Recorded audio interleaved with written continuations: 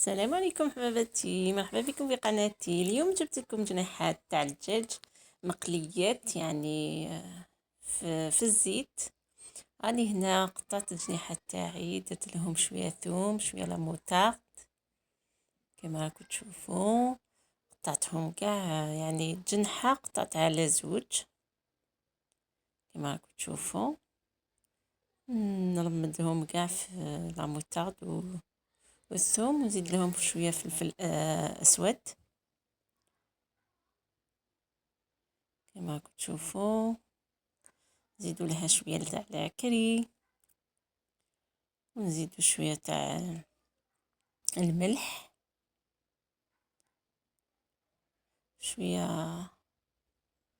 شويه توابل الدجاج،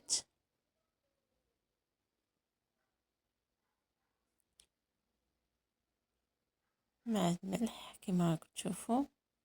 نزيدوا شويه تاع الطوماطيش مصبره،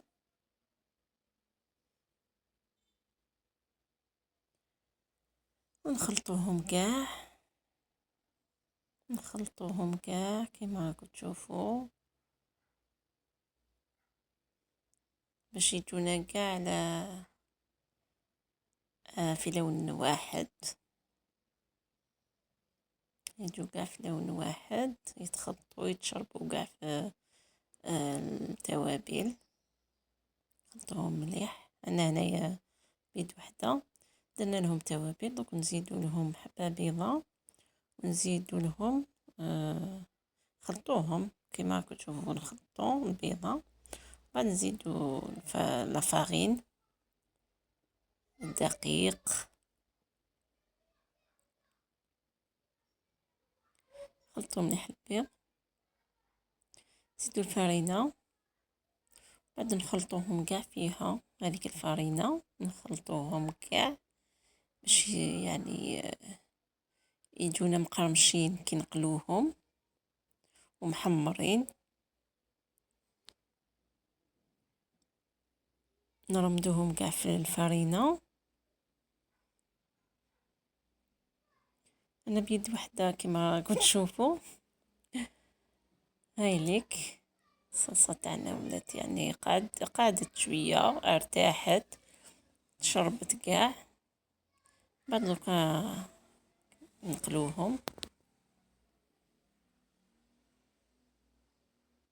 نديرهم يتقلاو. هاي ليك نديرهم كاع هكذا